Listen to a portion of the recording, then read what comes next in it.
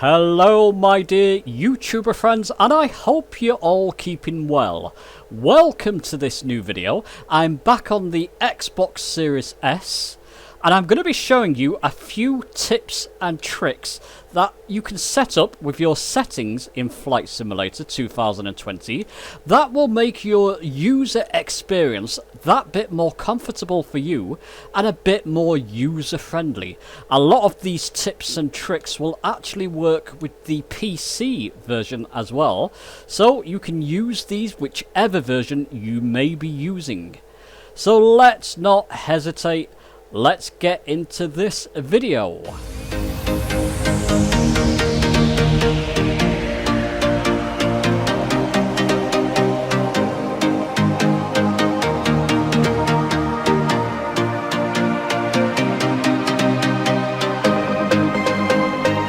Okay, so my first couple of tips will be dependent on the way you have Flight Simulator set up. If you've set a lot, let's go to the assistant options. If you've set a lot of these up on easy, for example, and you have a lot of these turned on, then you're likely going to find, let me just get my cursor on screen, you're likely going to find objectives and tips on screen. And it may be useful to begin with for new players. But eventually you're going to get tired of seeing these. You get these, and then you get a big sort of almost like a black screen coming up here as well, with more tips. Obviously, I'm quite used to Flight Simulator. I've been playing Flight Simulators for a long time, so I don't want these tips on at all. If you want to get rid of them, press your pause button to get to your options. That's the button with the three lines just under your, if you're using the Xbox controller, under the big X on the X controller to the right of it. I'm going to go to assistant options. I'm going to turn those tips and tricks. Actually, let's just show you what happens if I don't turn them on. So I've got my parking brake set up differently than you may have it. I'll show you why later. Release the parking brake, and then it tells you what to do. Apply full throttle to take off. And then you take off, and goodness knows what. And a lot of these objectives and tips can just keep appearing on screen, and then you raise, it tells you what to do step by step. Oh, didn't do a very good job of that one, did I? Dear me, okay. So I'm slightly distracted there, I'm just trimming up. Anyway, you get a lot of those objectives, there you go, and it starts to come up with more stuff. So a way to turn them off. Go to your options, assistant options. Press your A button to get into that. And where it's got notification, this is where you'll find those flying tips. Highlight over the on here and use your right analog stick to turn that off. And objectives, same with that. Highlight it, use your right analog stick to turn that off. I usually leave software tips turned on. I believe that gives you tips when your photogrammetry is not able to keep up, and it will say you can turn it off because your internet's not able to keep up. I keep that on generally. I think it's that. So once you've turned them off, hit your Y button to apply and save. Go back, and then go back, resume. You'll find those flying tips have now gone. Whilst we're in the air, you can notice there I've got the ATC on. Let's get the ATC chattering. I'll bring up my cursor. I'll request a touch and go. Now, I didn't need to touch anything there because it gave me an instruction. And you will find, a lot of you will find that ATC will just keep nattering. So you're flying, you're doing a lot of complex stuff. It's asking you to acknowledge there. And you may simply not have time, or you simply don't want to mess around with ATC. If I don't acknowledge, watch what happens. Any second.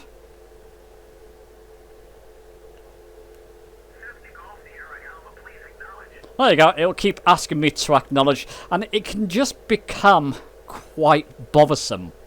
It can become quite frustrating to have ATC chattering. I tend to turn it off because I record a lot of stuff. So what you can do there, if you don't want to bother with it, press your left analog stick in to bring up your cursor. Go to that acorn looking icon there. It's actually a flight assistant. Press your A button. And under AI radio communications, use your... See? It will keep bothering me now. Use your right button once you've got AI radio communication highlighted to turn that on.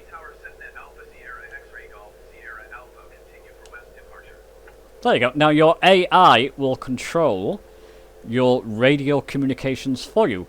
But say you don't want the ATC coming up at all.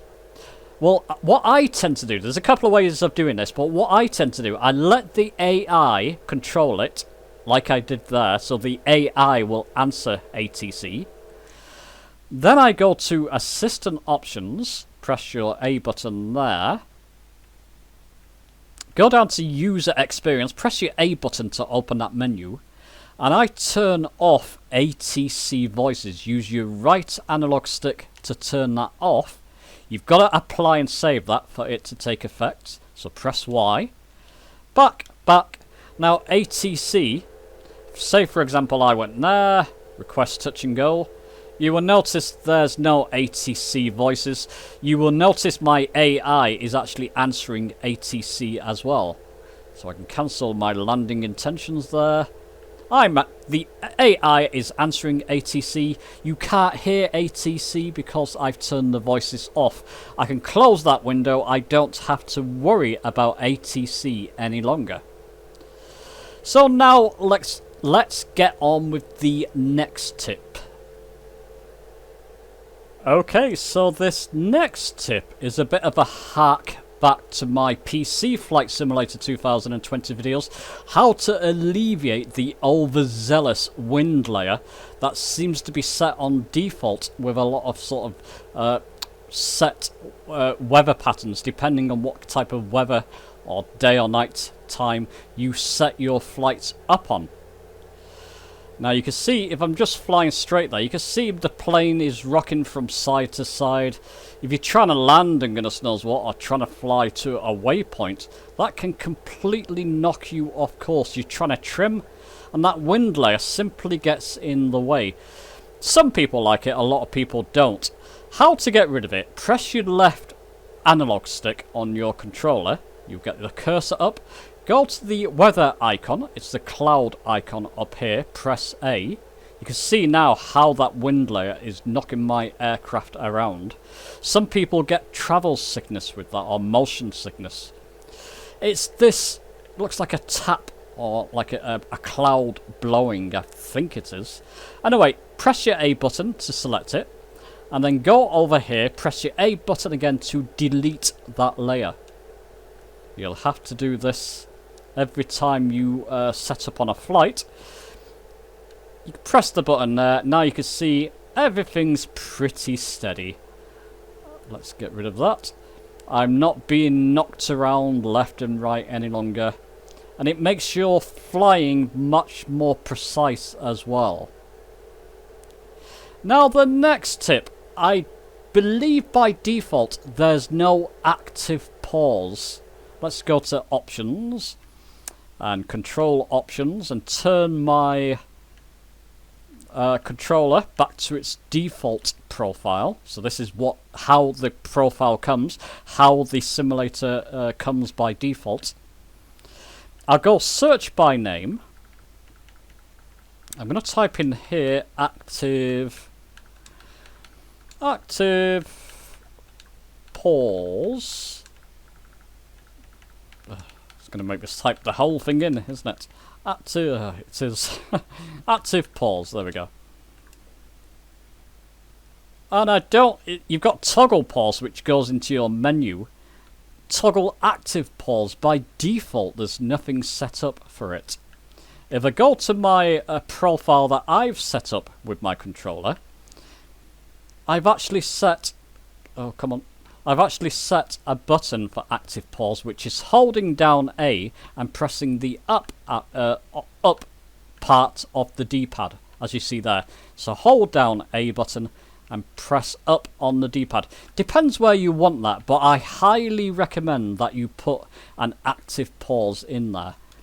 I'm going to discard that because I've not changed anything. Go back to the simulator. So if I press A and up on my D-pad, the simulation is paused. It's very useful if you want to go down. I'm going to show you this in a moment, but if you want to go down to your instruments and start setting things up, that active pause is highly useful. Obviously press A and up on the D-pad or wherever you set your active pause, and the simulation will resume. So let's go to the next tip. Okay, so for these next few tips, or the last few tips, these seem to be a mass requested feature for me to show. So I'm going to show them now. I'm going to active pause like I just showed you before.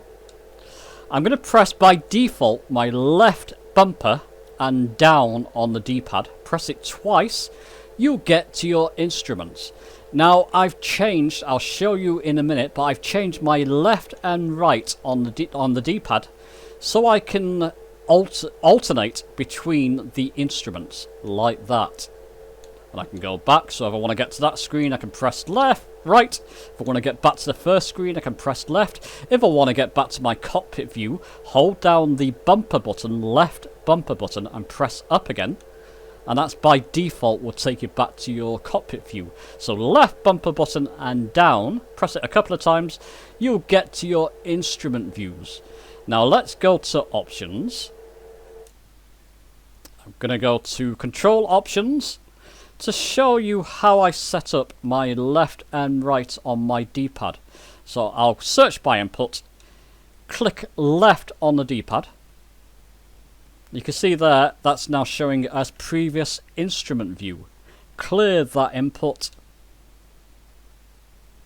It does pause sometimes, I've noticed. And I'm going to press my search by input again, press A, and press my right D-pad action. And that shows you that's next instrument view. I set them up and then I cleared whatever was assigned to it. For the left D-pad, so if you press your D-pad left, I believe that was parking brakes. Now, as you probably saw before, I've got toggle parking brakes as A and left. So I've reset them. I've set that up myself, or redefined them to A and hold A and press left on the D-pad. So that's now toggle parking brakes. And simply, as I showed you, left on the D-pad is previous instrument view. I believe right on the D-pad was landing gear. I've not set up a landing gear again, but I'll probably set up landing gear as holding down A and pressing right on the D-pad. Because I want my left and right to go left and right, as you can see here, between my instruments. It makes life a lot easier. I would totally recommend you do that. Now, the next tip. Before I do this, I do have it in active pause, I hope. Let's just check. Yes, I do. I'm going to bring up my cursor, and I'm going to go down and show my yoke visibility, because there's a good reason for this. Even though I've got my cursor up, I believe this is a bug. If I press left and right, you can see my yoke is moving. If you don't have active pause on, or even if you do have active pause on, if you're not careful, you can start to suddenly lose speed because your yoke will stay in some awkward position. This is a bug, I believe, and a sub will need to correct this next time, because if you're trying to set autopilot, it's awkward. You can see my speed going down there, because every time I move left and right, my yoke moves with it. So it's very difficult to set autopilot with the controller because it's moving the yoke at the same time. But hopefully that will be fixed soon, and if you're careful, or use a mouse maybe for that, then you can alleviate that problem. Another tip I'm going to show you, you can see when I hover over the various buttons in autopilot, we get a lot of text up. Now this may be useful to some of you, but for some of us it's a bit of a headache and it's just a bit of a distraction. I don't like it. I don't mind some of that text. I don't want all of it. The way to get rid of that, press your options button or pause button to go to your options menu. Go to general options for this one. Go down to accessibility, and I don't want the description of the tooltips, so I'm going to use my left analog stick to highlight that and use the right analog stick to turn it off completely. I do want for the instrument tips to show, because I'm playing on the Xbox and because I'm sat back on my couch.